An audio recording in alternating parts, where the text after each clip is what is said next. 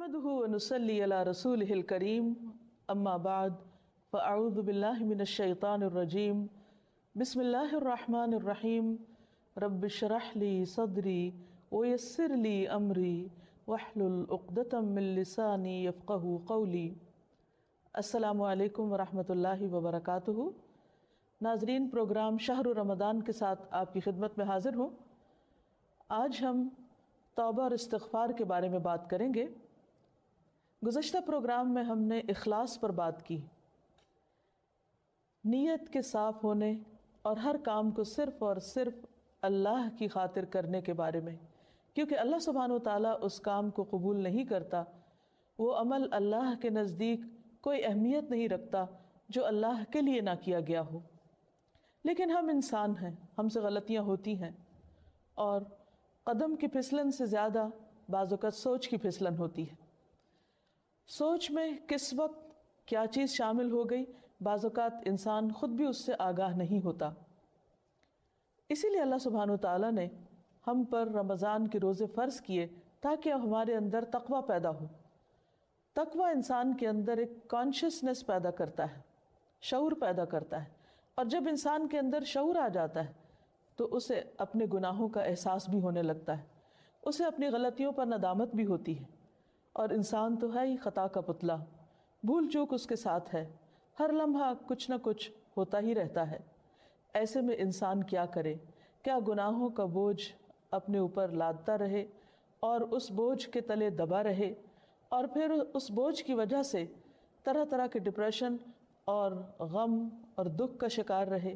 نہیں، اللہ رب العزت واسع المغفرہ ہے، غفور الرحیم ہے، وہ اپنے بندوں کے گناہوں کو معاف کرتا ہے۔ رمضان کا مہینہ اس اعتبار سے ایک بہترین موقع ہے کہ ہم سب اپنے رب کی طرف رجوع کریں، انفرادی طور پر بھی اور اجتماعی طور پر بھی، اور اپنے گناہوں کی معافی مانگیں۔ اللہ تعالیٰ کا وعدہ ہے کہ جو شخص سچے دل سے گناہوں کی معافی مانگے گا، اللہ تعالیٰ اس کو ضرور معاف کر دے گا، اور اللہ تعالیٰ کو معاف کرنے میں کچھ مشکل نہیں۔ قرآن مجید میں اللہ تعالیٰ فرماتے ہیں، قُلْ يَا عِبَادِيَ الَّذِينَ أَسْرَفُوا عَلَىٰ أَنفُسِهِمْ لَا تَقْنَطُوا مِن رَحْمَةِ اللَّهِ إِنَّ اللَّهَ يَغْفِرُ الذُّنُوبَ جَمِيعًا۔ آپ کہہ دیجئے کہ اے میرے بندو، جنہوں نے اپنی جانوں پر زیادتی کی ہے، جنہوں نے خود پر ظلم کیا ہے، لا تقنطوا من رحمت اللہ، اللہ کی رحمت سے مایوس نہ ہو جاؤ، بے شک اللہ سارے گناہ معاف کر سکتا ہے۔ اللہ تعالیٰ کے لیے کچھ بھی مشکل نہیں۔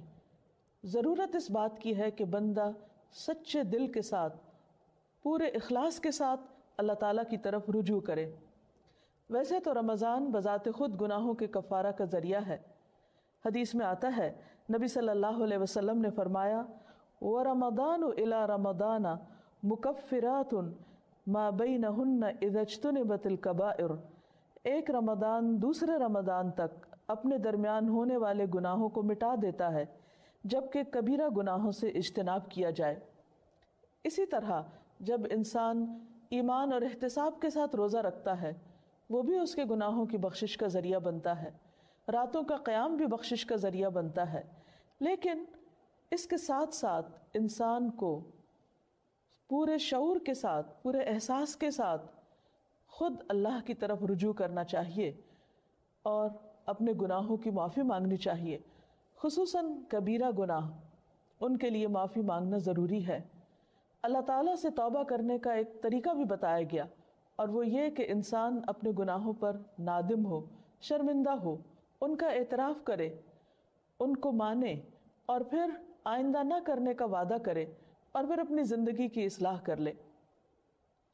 انسان کی انسانیت اسی میں ہے کہ وہ اللہ تعالیٰ کی طرف رجوع کر لے اور گناہوں کا اعتراف کرے۔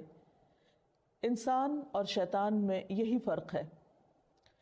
شیطان نے جب انسان کو یعنی آدم علیہ السلام کو سجدہ کرنے سے انکار کیا، تو اس کے بعد جب اس سے پوچھا گیا کہ ما منعک اللہ تسجد اذ امرتک، اللہ تعالیٰ نے فرمایا کہ تمہیں کس چیز نے روکا تھا کہ تم سجدہ کرتے جبکہ میں نے تمہیں حکم دیا تھا؟ تو اس پر بجائے اس کے کہ وہ نادم ہوتا، اپنی غلطی کا اعتراف کرتا وہ اکڑ گیا اور اللہ سبحانہ وتعالیٰ کو بلیم کرنے لگا۔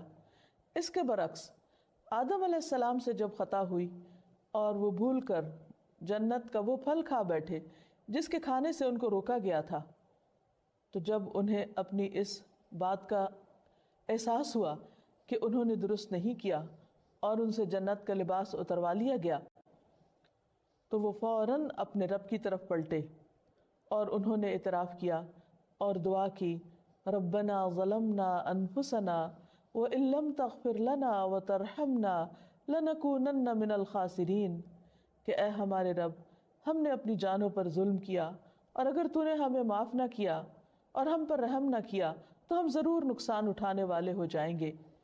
گویا انسان غلطی تو کرتا ہے، لیکن اگر وہ رب کی طرف پلٹتا نہیں اور رب اس پر رحمت نہیں فرماتا تو پھر انسان کا کوئی ٹھکانہ نہیں۔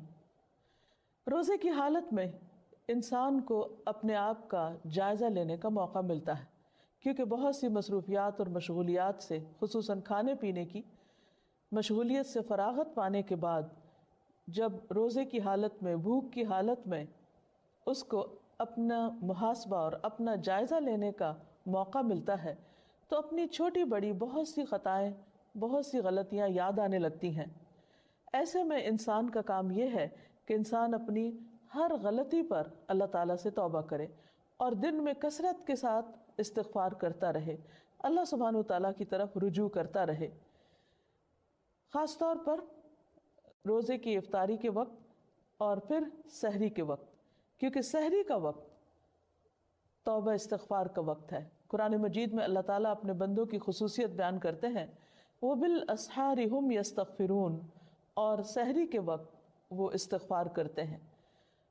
سحری کے وقت یا تو سحری کی تیاری ہو رہی ہوتی ہے یا پھر انسان اس وقت کچھ کھا پی رہا ہوتا ہے، لیکن کچھ نہ کچھ وقت، خواہ وہ کام کاج کے دوران ہی کیوں نہ ہو، ضرور ایسا نکالنا چاہیے کہ جس میں انسان شعوری طور پر اللہ تعالیٰ سے توبہ کرے، کیونکہ اللہ تعالیٰ اس وقت اپنے بندوں کی طرف خاص طور پر توجہ فرماتا ہے۔ حدیث میں آتا ہے، ينزل اللہ تعالی الى السماء الدنیا كل ليلة لنصف الليل الآخر او لثلث الليل الآخر فيقول من ذا الذي يدعوني فاستجيب له، من ذا الذي يسألني فأعطيه، من ذا الذي يستغفرني فأغفر له حتى يطلع الفجر۔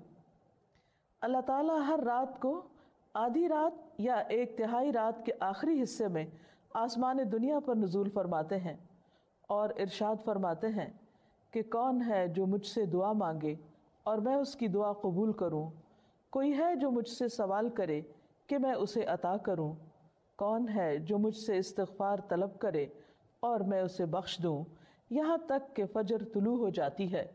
یعنی اس وقت خاص طور پر اللہ تعالیٰ اپنے بندے کی طرف متوجہ ہو کر اس کو پکارتا ہے کہ تم غلطی کرنے کے بعد میری طرف لوٹ آؤ۔ رمضان ایک مبارک موقع ہے کہ جس میں انسان سحری کے وقت اٹھ ہی جاتا ہے، تو اس وقت اللہ سبحانہ وتعالیٰ کی اس پکار پر لبیک کہتے ہوئے اپنے گناہوں کی معافی مانگنی چاہیے اور اس کی طرف رجوع کرنا چاہیے، کیونکہ وَمَن يَغْفِرُ الذُّنُوبَ إِلَّا اللَّهُ، کون ہے جو گناہوں کی بخشش کرے سوائے اللہ کے۔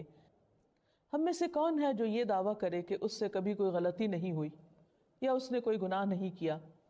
ہم سب خطا کار انسان ہیں اور ہم سے غلطیاں ہوتی ہیں، لیکن غلطی پر توبہ کرنا اور غلطی پر شرمندہ ہونا انسان کی فطرت میں ہے۔